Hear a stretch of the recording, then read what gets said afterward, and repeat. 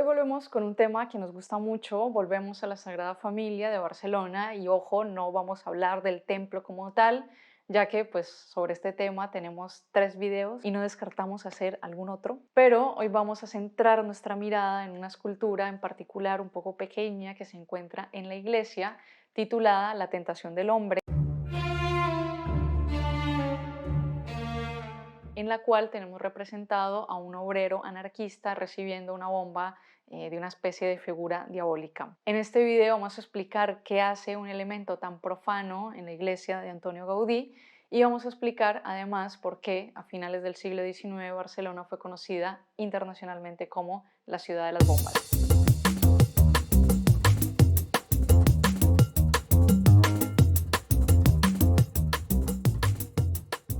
La escultura de la que estamos hablando se encuentra en el Portal del Rosario. Es un poco difícil de ubicar porque bueno, es una escultura muy pequeña, además que si no estás yendo como específicamente a verla, pues seguro que pasa totalmente desapercibida. Además está en la fachada del Nacimiento, fachada que es hecha por Gaudí, que es horror vacui total, o sea, no le caben más detalles, esculturas, elementos, animales, cosas, etcétera. Pero en fin, de todos los elementos que podemos encontrar representados en la iglesia, este es sin duda uno de los más llamativos, ya que nos recuerda todos los acontecimientos históricos que estaban teniendo lugar en la ciudad, pues en el momento de la construcción de la iglesia. Además de que queda evidenciado, así sea de manera un poco implícita, la postura que toma Gaudí frente a estos sucesos. Entonces, en este video queremos explicar el contexto histórico que pudo condicionar la creación de este personaje aquí representado. Vamos a explicar cuáles fueron los orígenes del movimiento obrero, cómo se consolidó, incluso por qué el anarquismo en Barcelona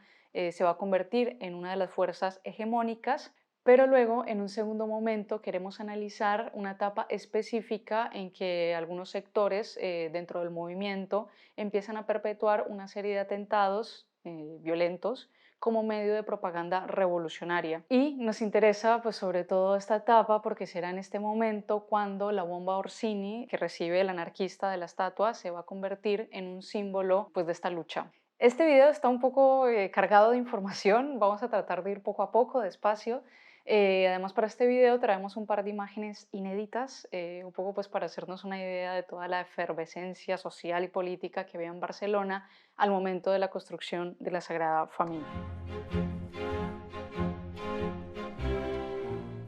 En esta primera parte del video vamos a hablar de los orígenes del movimiento obrero español. Vamos a empezar situándonos además en la primera parte del siglo XVIII-XIX, un momento en el que bueno, este movimiento pues estaba apenas en formación y esta idea es muy importante tenerla en cuenta, pues ya que hoy en día puede parecer que hay un montón de ideas que ya están clarísimas, o sea, quiénes eran, cómo se desarrollaron, por qué, todo, pero nosotros vamos a situarnos en el inicio, en una época en que apenas se estaban como perfilando los diferentes caminos por los que iba a transitar finalmente el movimiento obrero. De hecho, en esta época Marx, Engels, Bakunin, Proudhon, pues todas estas figuras estaban vivas, apenas pues estaban publicando sus obras, fundando sus organizaciones, todavía no se habían peleado y este era también el momento cuando pues muchos de sus postulados empiezan a llegar por primera vez a España. Pero bueno, nos estamos adelantando, en realidad volvamos al inicio, a la primera mitad del siglo XIX, porque es en este contexto cuando empiezan los primeros conflictos entre los obreros y los patronos, cuando se dan, por ejemplo, las primeras manifestaciones de ludismo, que eran estas protestas pues un poco más como esporádicas, en que se culpaba a la máquina, a la fábrica en general, como el origen de todos los problemas de los obreros y por esto pues iban y las terminaban incendiando. Teníamos entonces estos conflictos, algunas acciones un poco más esporádicas, aunque ya finalizando este primer periodo que hemos llamado de formación, van a tener lugar dos hitos muy importantes. Uno es la formación del primer sindicato y dos, la celebración de la primera huelga general de España. Todo esto tenía como objetivo, evidentemente, pues, mejorar las condiciones laborales de los obreros en las fábricas y fueron sucesos que se llevaron a cabo mayoritariamente en Cataluña. Bueno, pues teniendo en cuenta que esta fue la primera región en industrializarse, por lo tanto, pues no es ninguna sorpresa que se diera justo aquí, bueno, que fuera en este lugar donde empezaron pues todo este tipo de manifestaciones. Esta etapa, que llega más o menos hasta 1855, sería pues este primer momento de formación. El movimiento obrero, pues la verdad es que era muy incipiente, estaba un poco desarticulado, era más esporádico, como dijimos antes, y es que, siendo justos, pues estas primeras manifestaciones se desarrollaron en completa clandestinidad. Claro que la cosa estaba como bastante complicada. Es a partir de la segunda mitad del siglo XIX cuando entramos en una etapa pues mucho más activa y organizada del obrerismo español, y aquí vamos a hacer nuestro primer gran paréntesis, porque tanto a nivel internacional y nacional se están dando una serie de circunstancias muy particulares, pues que van a propiciar justamente este cambio. Primero, a nivel internacional, en 1864 vamos a tener nada más y nada menos que la fundación de la Asociación Internacional de Trabajadores, también conocida como la Primera Internacional, una asociación cuyo objetivo pues era justamente coordinar todos estos esfuerzos de la clase obrera pues a nivel internacional,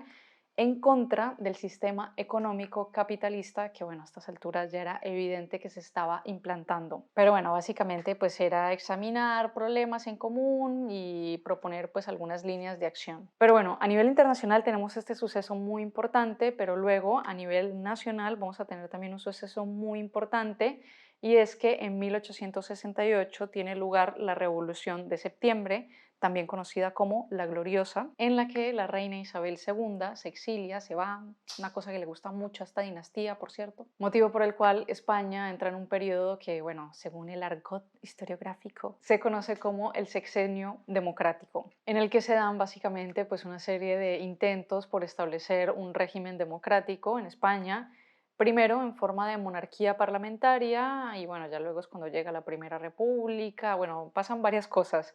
Pero lo importante es que a partir de la Revolución de Septiembre, durante el Sexenio Democrático, se abrió un pequeño periodo de libertad en las que las sociedades obreras van a poder salir justamente pues de esta clandestinidad en la que se encontraban antes y empiezan a organizarse. Es por esto que a partir de la Primera Internacional y la Revolución Gloriosa entramos en una nueva etapa, pues donde ya todo empieza a tomar un poco más de forma.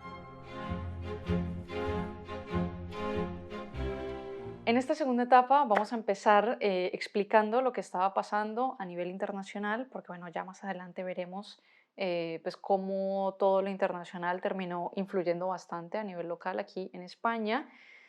Y bueno, pues como ya lo dijimos antes, el movimiento pues apenas se estaba configurando. De hecho, en la Primera Internacional estuvieron presentes muchas de las corrientes e ideologías. Aquí, por cuestión de tiempo, por cierto, vamos a tener que sintetizar, además vamos a tener que simplificar algunas cuestiones. Vamos a pasar un poco rápido en realidad porque necesitamos llegar a las particularidades españolas. Pero a grandes rasgos, pues vamos a tener en cuenta que en el seno de la AIT, que sería la Primera Internacional, pues estaban todavía conviviendo dos sectores predominantes. Había un sector que pensaba que el movimiento obrero se tenía que organizar en partidos políticos obreros centralizados, es decir, o sea, pensaba que la estrategia más adecuada que debían seguir los obreros era, primero, organizarse, luego conquistar el poder político, y a partir de aquí, mediante la famosa dictadura del proletariado, se iban pues como a orquestar todos los cambios necesarios en la sociedad, que esta vendría a ser pues la línea que defendía Marx. Pero luego había otro sector que también pues quería estos cambios, o bueno, quería como cambios muy similares, no estamos entrando en todos los detalles, pero que estaba en contra de la creación de estos partidos obreros, o sea, no querían participar en política, creían que debía existir asociaciones obreras, pero únicamente para propiciar una colaboración entre los diferentes movimientos revolucionarios, pero que estos debían ser autónomos, negando así cualquier forma de autoridad, incluso la de los obreros mismos, que esta sería entonces la línea que defendía Bakunin. Y aquí voy a tener que hacer un pequeño spoiler. En 1872 se va a dar una ruptura entre estas dos doctrinas, que de hecho, bueno, la línea anarquista, la de Bakunin, va a ser expulsada de la Primera Internacional, lo que supuso al final pues un triunfo de las tesis marxistas en el obrerismo internacional.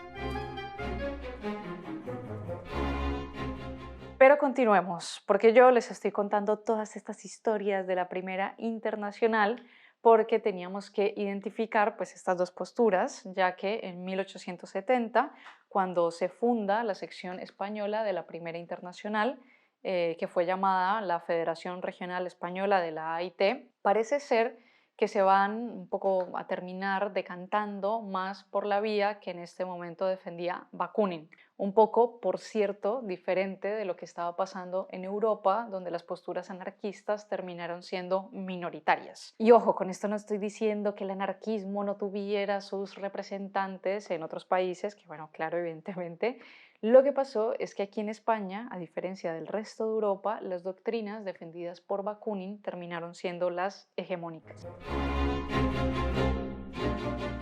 Hay un par de teorías que explican este fenómeno. Algunos dicen que, bueno, que esto está muy relacionado con una visita de un amigo de Bakunin que se llama Giuseppe Fanelli, el cual vino a España a difundir el programa de su asociación, bueno, que era más bien como una sociedad secreta anarquista fundada por Bakunin. Pero bueno, el caso es que terminó difundiendo estos postulados como si fueran los de la Primera Internacional, que bueno, no se sabe si esto fue un error o si se hizo con la intención, pero este detalle, esta pequeña confusión va a generar que en España la prensa obrera pues al final terminara difundiendo los estatutos de Bakunin, los anarquistas, como si fueran los oficiales de la Primera Internacional. Pero la verdad es que hay otros autores que afirman pues, que esta visita de Fanelli está totalmente sobredimensionada, que en realidad pues, esta tendencia del movimiento obrero pues está como más relacionada al propio contexto español, ya que a partir de la década de 1860, después de la Gloriosa, yo dije que se estaban dando pues como varios intentos por establecer un régimen político democrático. Lo que no dije es que todos esos intentos pues van a terminar un poco fracasando, o sea, bueno, incluso la dinastía borbónica pues le toca volver a España. Y un poco lo que termina pasando es que durante todos estos cambios, gobiernos, reformas, pues bueno, los sectores obreros quedaron siempre en un segundo plano. Pues al final muchas de las reformas que les habían prometido pues nunca se llevaron a cabo. Incluso pues en un punto las organizaciones obreras volvieron a ser ilegalizadas, o sea, tuvieron que volver a la clandestinidad. Es por esto que hay otros autores que afirman que esta vía política que proponía Marx pues nunca llegó a ser del todo atractiva para los sectores obreros, ya que desconfiaban de cualquier acción reformista del Estado, que este espíritu antipolítico, en el caso español, estaba más relacionado a un desengaño general de la clase trabajadora, pues no tanto a la influencia que pudo haber tenido el italiano este. Pero bueno, sea por un motivo o por el otro, al final, pues en España el anarquismo tuvo el terreno abonado para su difusión. Entonces vamos a entrar ahora en la última etapa cuando se pasa un poco ya de la palabra al hecho. Entonces, ya tenemos la etapa de formación, ya tenemos la etapa de consolidación, ya para finalizar el video y poder hablar un poco de la escultura de la Sagrada Familia, que a veces en estos videos se me olvida de qué es lo que supuestamente estoy hablando. Ahora nos vamos a concentrar en las últimas 2 décadas del siglo XIX, un momento en el que a nivel internacional cierto sector del movimiento anarquista empieza a promover algunas acciones un poco más directas contra el Estado. En esta época además Bakunin ya estaba muerto, por lo que en realidad serían otros teóricos del movimiento que inauguran una etapa ya revolucionaria y violenta. Y es bien significativa esta etapa porque, bueno, dijimos antes que el anarquismo pues, era una corriente minoritaria en Europa, pero a pesar de minoritaria, a finales del siglo XIX, pues el anarquismo estaba en boca de todo el mundo, empieza a tener mucha presencia mediática por una serie de atentados que justamente estaban concebidos como medio para transmitir su mensaje revolucionario. Los anarquistas llamaban a esto la propaganda por el hecho y se basaba en el supuesto de que el impacto de una acción concreta generaba más repercusión y tenía más relevancia y por lo tanto podía ser mucho más eficaz a la hora de despertar las energías rebeldes del pueblo que la propaganda escrita o verbal. Ya decía el famoso teórico anarquista Prokopkin que pues un acto puede en pocos días hacer más propaganda que 1000 panfletos. Estas acciones podían ser huelgas, sabotajes, destrucción de edificios, en fin, habían como muchos tipos, pero las acciones que más repercusión tuvieron pues fueron evidentemente algunos atentados individuales contra representantes de lo que ellos consideraban era el sistema de dominación, como podrían ser reyes, políticos, militares, religiosos, etcétera. De hecho, de este periodo se recuerda especialmente pues, los múltiples intentos de asesinato al rey Alfonso de España, Alfonso XII, que por cierto, ya saben, acaba de volver,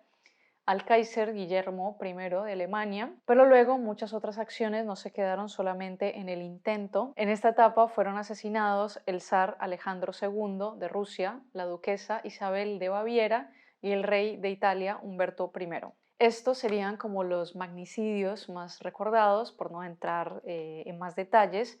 y fueron todos cometidos por pequeños grupos o bueno, incluso individuos aislados, tampoco es que fuera pues como una conspiración internacional totalmente planificada y articulada. Pero bueno, el caso es que pues esta última etapa, la de la propaganda por el hecho, pues tuvo lugar a finales del siglo XIX y fue protagonizada por ciertos grupos anarquistas en Europa. Por lo que se pueden imaginar, aquí en Barcelona, pues esta corriente evidentemente terminó llegando también. Si Barcelona fue la primera ciudad en industrializarse, la primera en tener un movimiento obrero en España, y bueno, y además pues ya en esta época se estaba como consolidando especialmente las doctrinas anarquistas, pues ya tenemos como todos los ingredientes necesarios para que aquí la propaganda por el hecho pues fuera como especialmente utilizada. Y es básicamente por este motivo que Barcelona fue conocida internacionalmente como la ciudad de las bombas.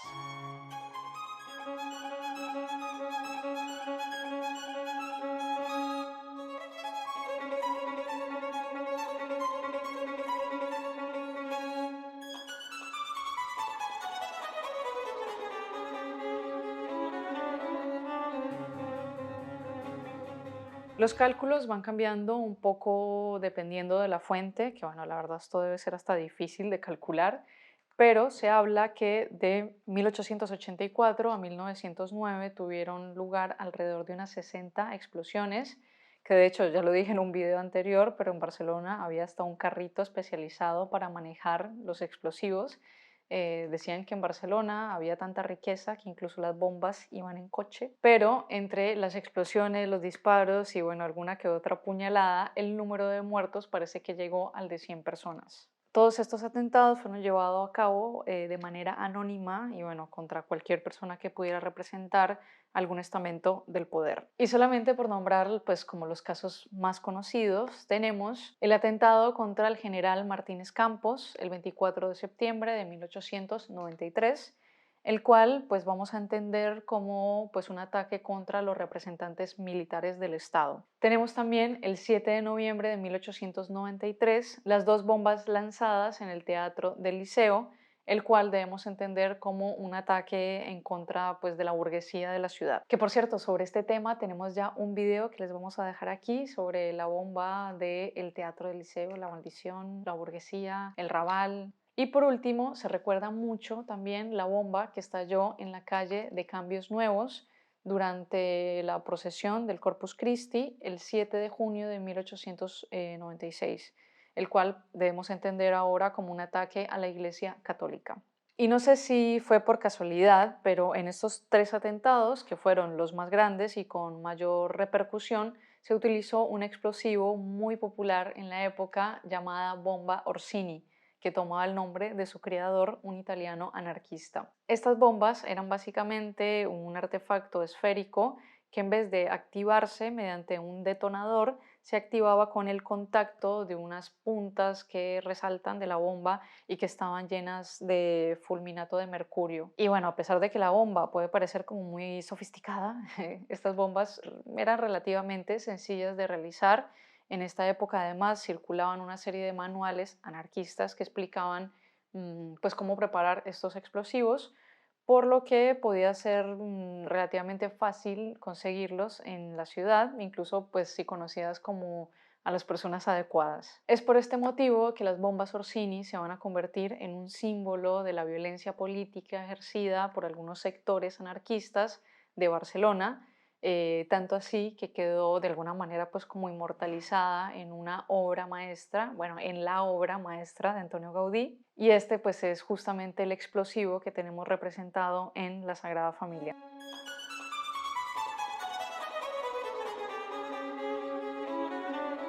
Sabemos que 2 años después del atentado del Liceu, Gaudí esculpió en el pórtico de la Virgen del Rosario, en la fachada del Nacimiento de la Sagrada Familia, un pequeño conjunto escultórico que, bueno, como dijimos antes, pasa muchas veces desapercibido, pero en el que está representado un obrero que recibe de una especie de figura diabólica esta bomba Orsini. La escultura lleva además por título La tentación del hombre, que aquí Gaudí, pues desde su posición claramente católica, nos da una interpretación de todos estos sucesos que estaban teniendo lugar en su ciudad. O sea, para Gaudí, pues toda esta violencia no era más que una obra del demonio, que bueno, el demonio sería pues como el símbolo universal de la maldad, que termina corrompiendo la mente del obrero, por eso pues le entrega esta bomba Orsini con la que finalmente pues serán perpetuados todos estos atentados. Pero bueno, no estaría de más recordar que la Sagrada Familia es ante todo un templo expiatorio, o sea, digamos que toda esta obra está siendo construida para redimir los pecados del hombre y bueno, ¿por qué no? Los pecados también de una ciudad tan convulsa como la Barcelona en la que vivió Gaudí. Pues ya sabemos cuál es esta tentación del hombre de la que hablaba Gaudí. Y bueno, ya para ir concluyendo, debemos reconocer que esto pues, de la propaganda por el hecho terminó siendo una etapa relativamente corta dentro de la larga historia del movimiento obrero en Barcelona, ya que parece ser que nunca terminó pues como de tener el efecto deseado, incluso pasó un poco lo contrario. Por poner pues un rápido ejemplo, en el caso de los atentados de Cambios Nuevos, si bien el objetivo era la Iglesia católica, al final pues terminó muriendo pues mucha gente del común, incluso niños, y esto pues hizo que, claro, la gente, el pueblo, que eran las personas a las que supuestamente estaban interpelando, pues digamos que no terminaran de apoyar este tipo de acciones. De hecho, una cosa que sí logró fue aumentar la represión del Estado. Hay un autor incluso que afirma que al final no se logró la propaganda por el hecho, sino la represión por el hecho, ya que el siglo XIX va a finalizar con una serie de políticas que buscaban erradicar totalmente los movimientos anarquistas en la ciudad. Tenemos también, pues bueno, muchos encarcelamientos, muchos juicios, bueno, el más famoso, el juicio de Montjuic. Pero en fin, veremos más adelante que ya en el siglo XX los movimientos obreros van a tener, digamos que un cambio de estrategia, incluso van a empezar a cosechar sus primeros triunfos. No podemos olvidar que fue en Barcelona, en la primera ciudad donde se aprobó la jornada laboral de 8 horas diarias. Pero este ya será un tema para otro video. En algunos comentarios nos habían dicho que los videos se hacían un poco cortos, entonces para hoy queríamos traer un tema un poco más largo, un poco más complejo también, pero espero que lo hayan disfrutado. En la caja de comentarios nos pueden dejar cualquier tipo de pregunta, comentarios, si han visto este pequeño detalle que tenemos en la Sagrada Familia. Y ya saben, muy importante que dejen el like, que comenten por este tema de los algoritmos, sirve bastante para posicionar el video y también si les gustó el contenido pues se suscriben y así no se pierden nada de nuestro contenido. Y bueno, ya la próxima vamos a estar en las calles de Barcelona.